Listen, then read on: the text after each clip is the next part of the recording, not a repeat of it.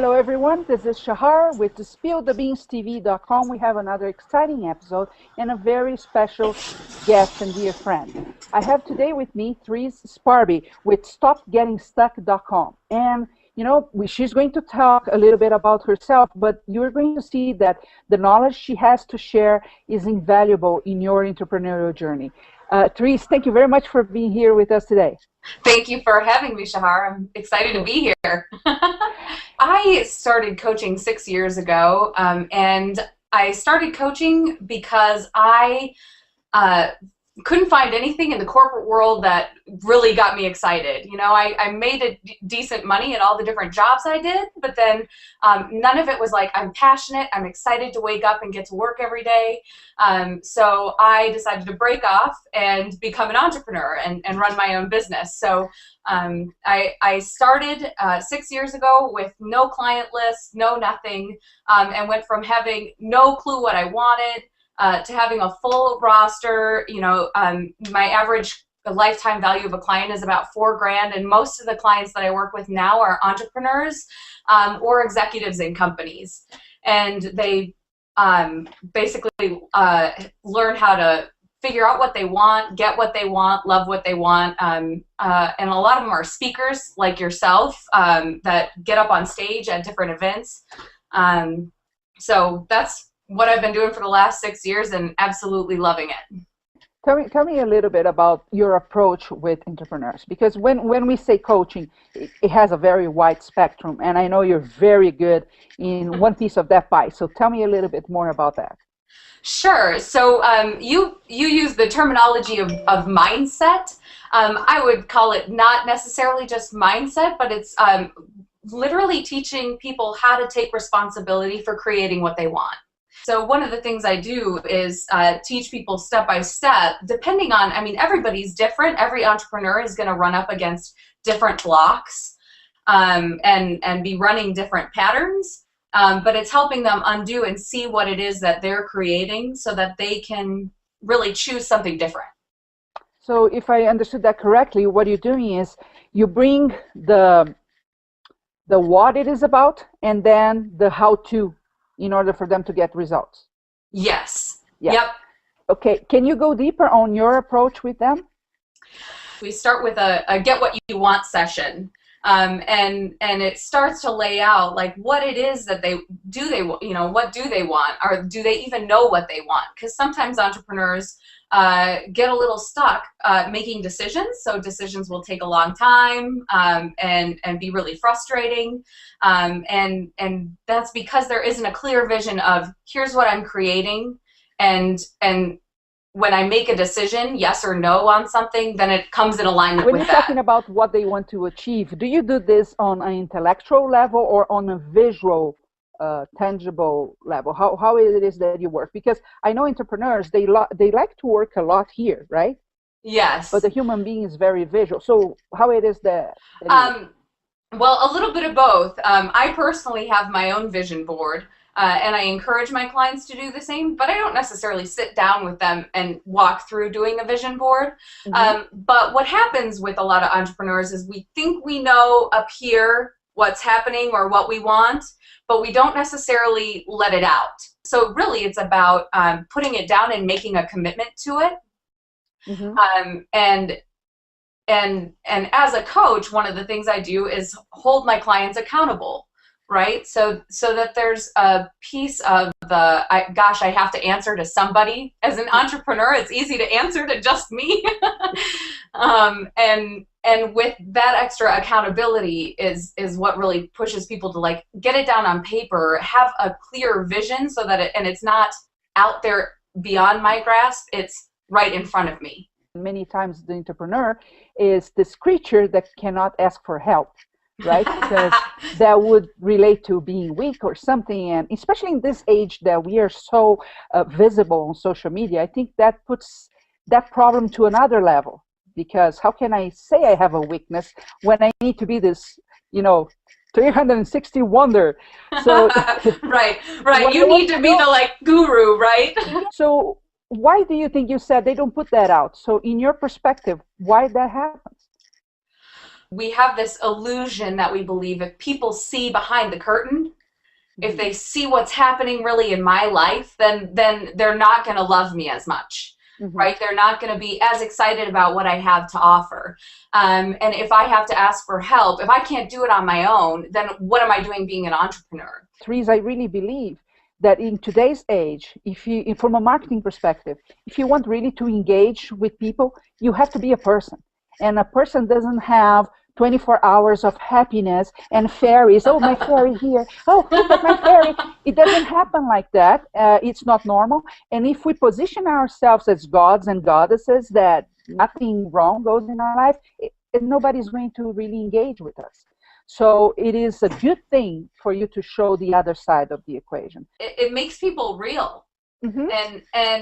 And people want to be in relationship to other people that are real. Now, the other piece of that is it requires that you have a support system in place, because it's important as human beings, you know, not just entrepreneurs, but as human beings, that we constantly receive the message that we are loved unconditionally, no matter what, you know, and to put our butts out there as other entrepreneurs, you know, can judge us, or our clients may have a qualm or have a bad day and then take it out on us, without that constant reminder that, hey, all is well.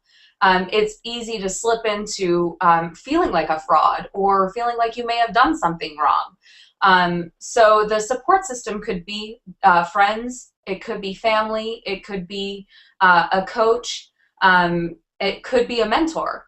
So, but however it works for you, and the bigger, the more broad, and the people that you love can really be around you and support you in whatever you're doing, especially when you're doing things that are scary. Like if, for example, like when you first open the doors to your business, or you're starting the launch of a really big product, things that sort of take your own breath away. If you don't have people out there supporting you in it, it's easier to close down. Now, you know, Therese, when coaches like you and me, we talk about you need a coach, they go, yeah, sure, they're going to pitch now. But you have to understand one thing. Let's suppose I go to you today and I give you a fish bowl with a goldfish inside, okay? And I give it to you and I say, take care of this fish.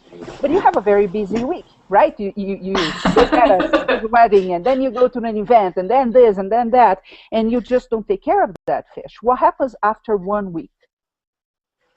That bowl is full of poop, fish poop, right? It's very murky. It's very is thick.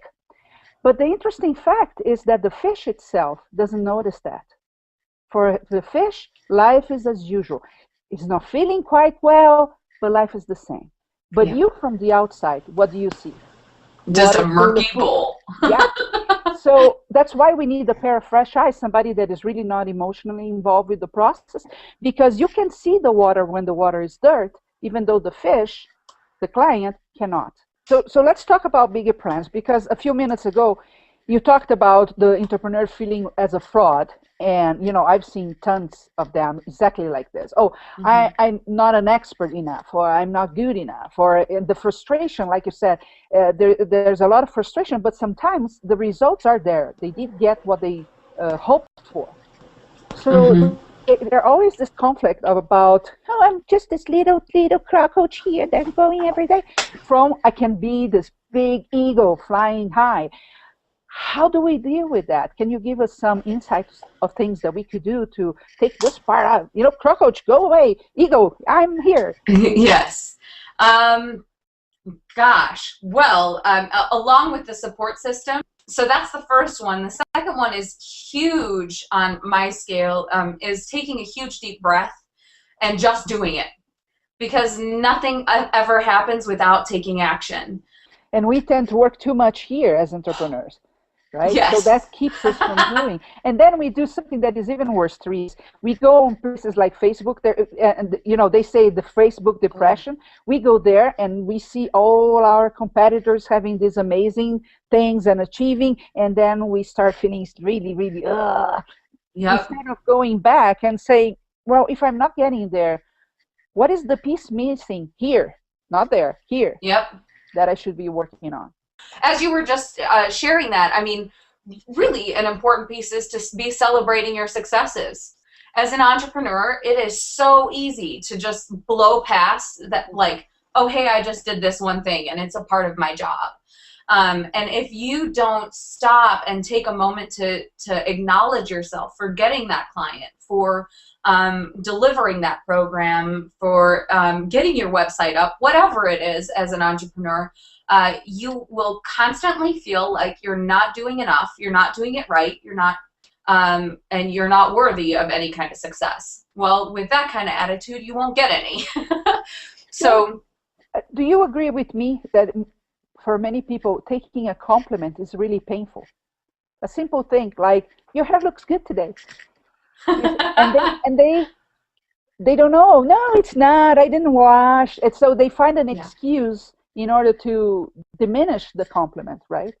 absolutely. Do you ever do that? I used to. I used to do a lot, but I have trained myself. I say thank you for noticing all the time now. But Yeah, that's actually a common problem. It's um, the the reason for that is because in society we've been bred, right, and we've been rewarded for oh, you're so humble, right? When you don't take the compliment, oh, you're so humble.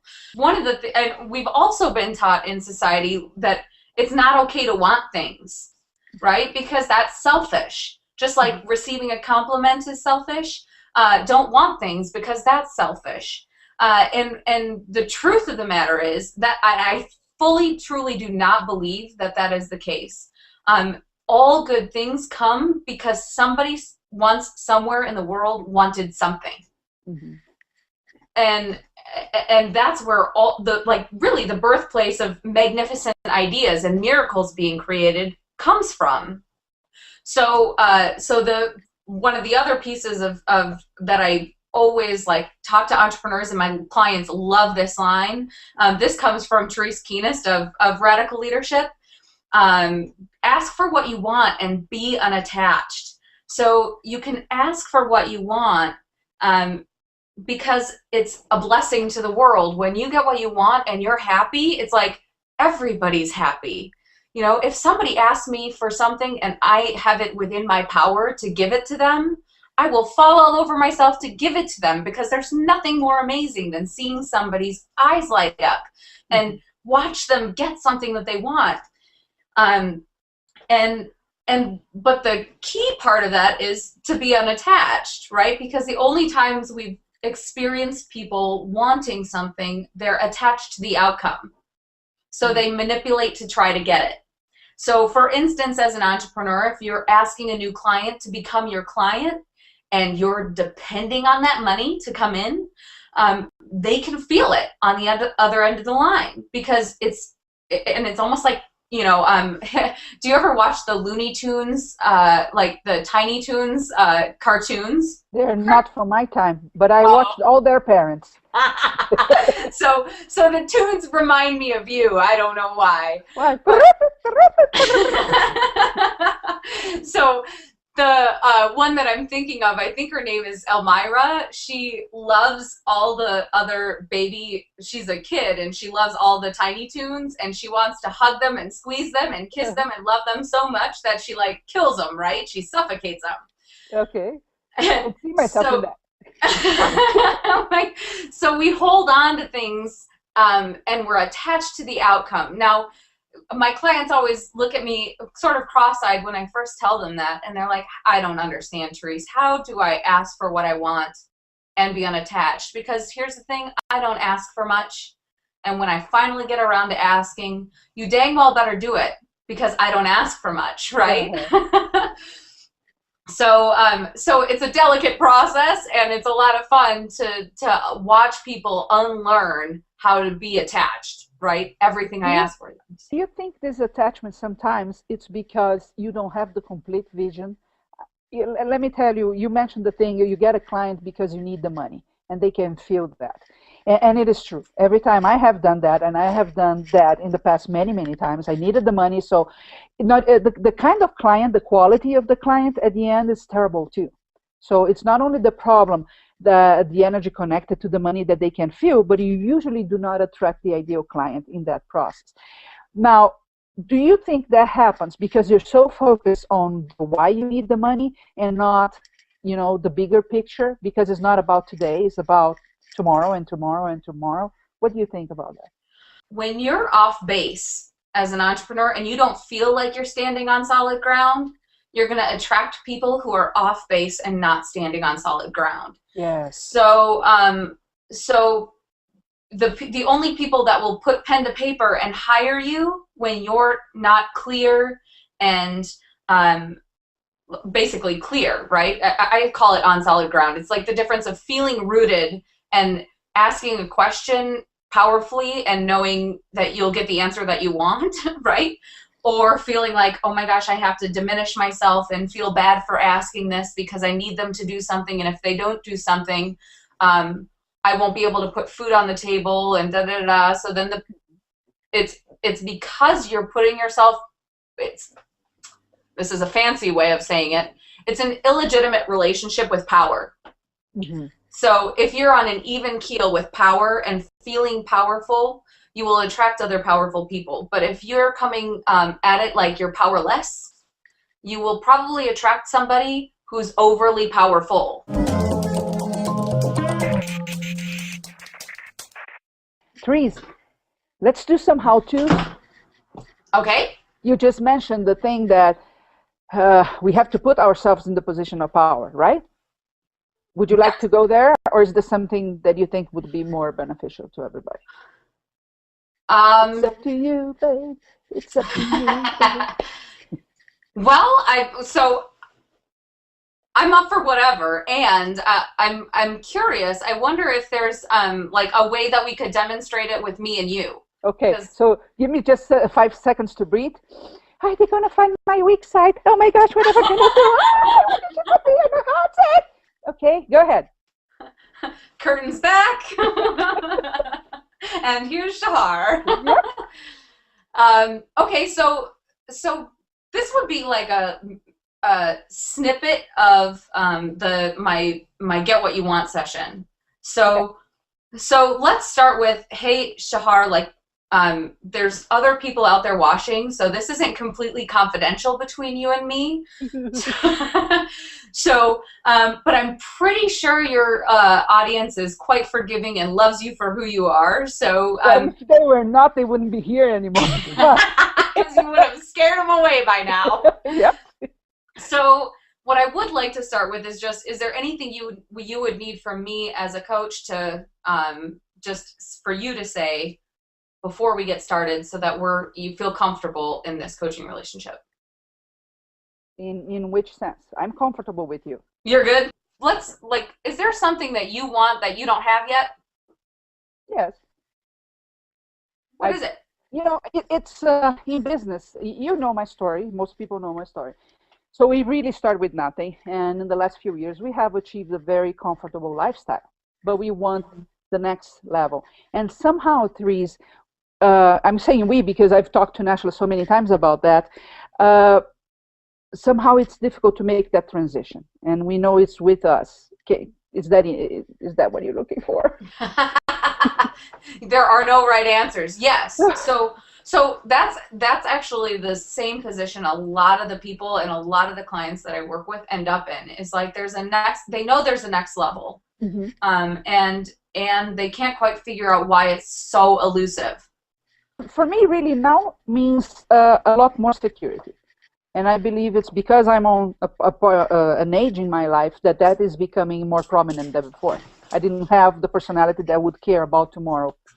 And that's, I think, why I took so many risks in life. But now I'm thinking, okay, but when I reach this certain age, I want to be comfortable. So I want money, a lot of money put away. Nashla and I, we want to travel to Africa, for example, to take wildlife pictures. We have some places we want to go to take pictures of, like Australia, to take pictures of animals and birds. I want to be able to do that without having to think, how is my business going? It's been fun so far, but now it needs to run on its own a lot more. And it's not only about outsourcing, it's about the whole structure. Right. So So a couple of the things you mentioned were the security, just and that sounds different to me than the traveling, right?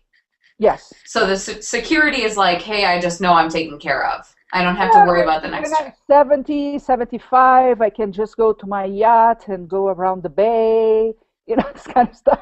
You're a Not boater. having to worry about it at Yeah.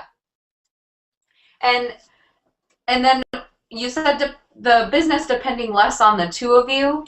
Mhm. So what, like, how long ideally would you walk away from the business? Like today, Chris, we have business here, we have business in Brazil, but it's still very intensive on us. Like many hours a day, we are devoting to something related to the business. Well, in order Right. for me to do a safari in Africa with no internet connection, I just need to be sure things will keep on going, products will be selling, services and things like that. You see, so it's not so much we want to get out, but we want things to run. If I get sick, I have to be able to be sick. I want to, even enjoy the moment of being sick and not too Yeah. worried, oh, my income is going to decline if I'm sick for too long. There's a level of you're still attached to your business, right? Like you're Yeah, still stuck doing the day to day of your business.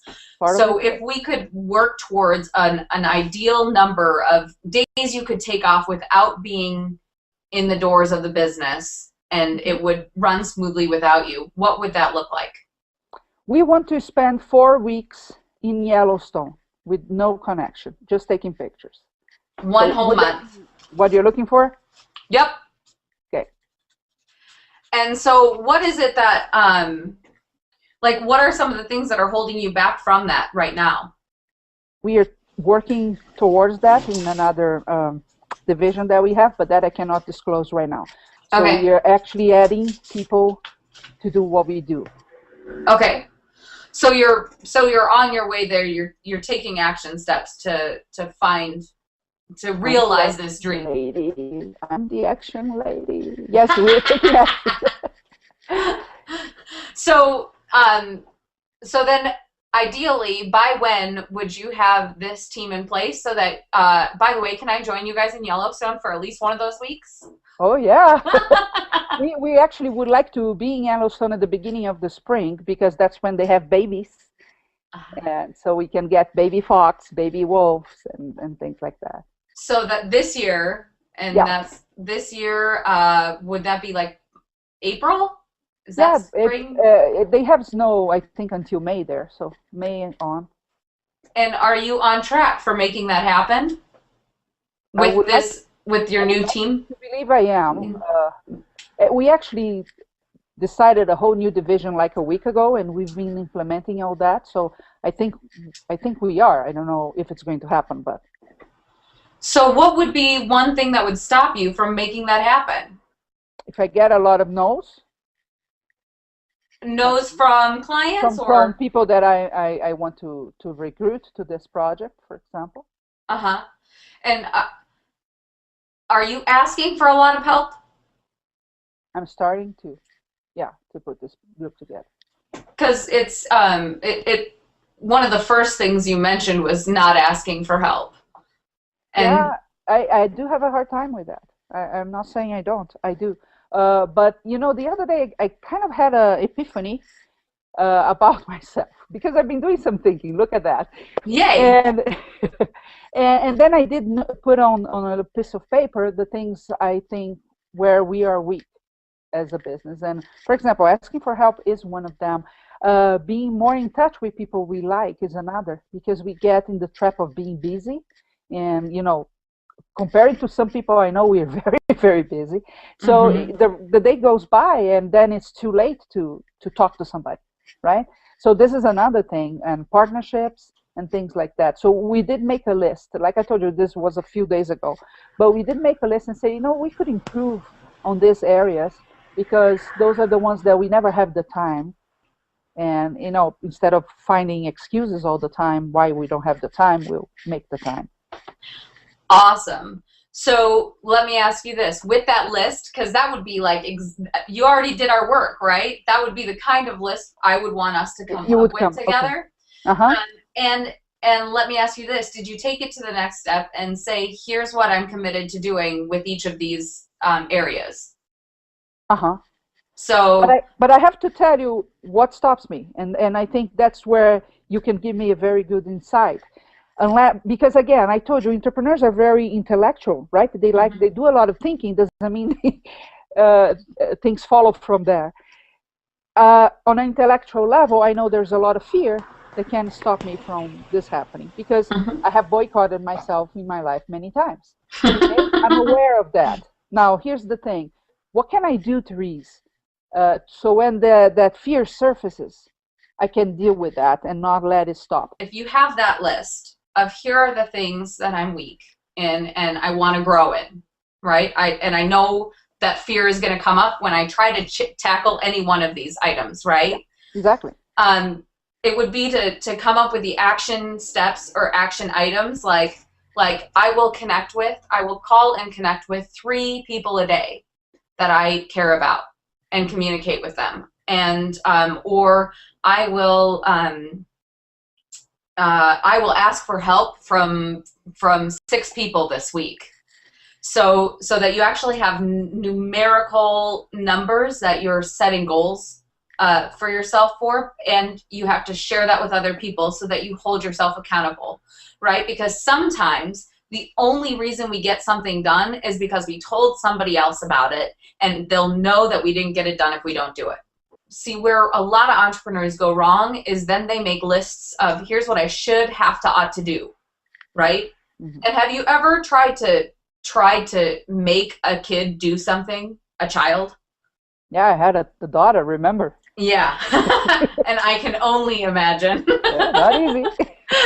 See, kids, if you put parameters on them and they should do something or they have to do something, see, our brains, our egos are like little children.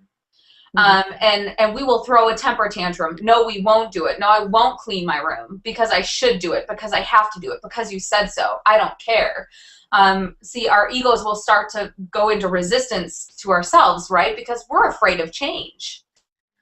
Yeah. Hey, whatever I've done so far to get me here, it's worked pretty well. Hmm. So I wanna hold on to that.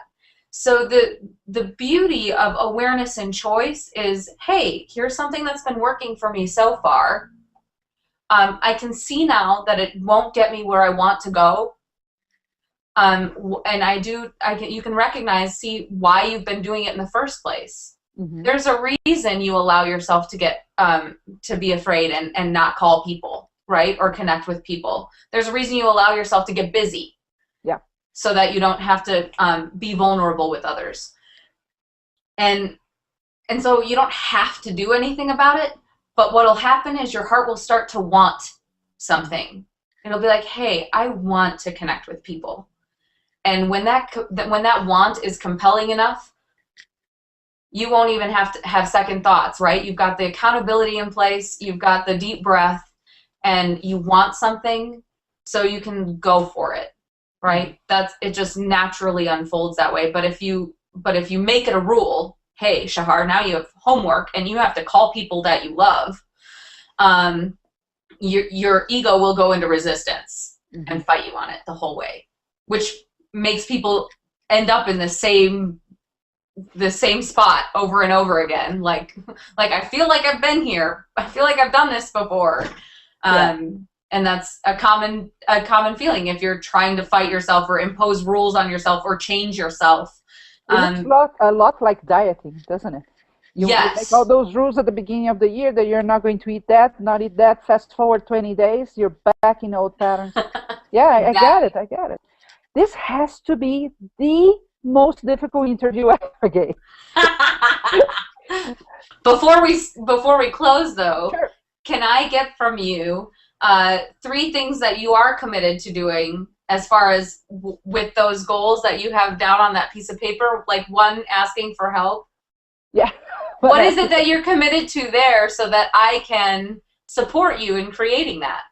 Well, you didn't notice, but at the beginning I said, "Can you stay a little longer after the interview?" See, see? It was not unselfish when I said, "Let's do an interview together." Because yes, this show. allows us to have the time to go deeper in a subject, which I like. I know you have a lot of knowledge, but I wanted to benefit from that too. So, because I think, we need these interactions.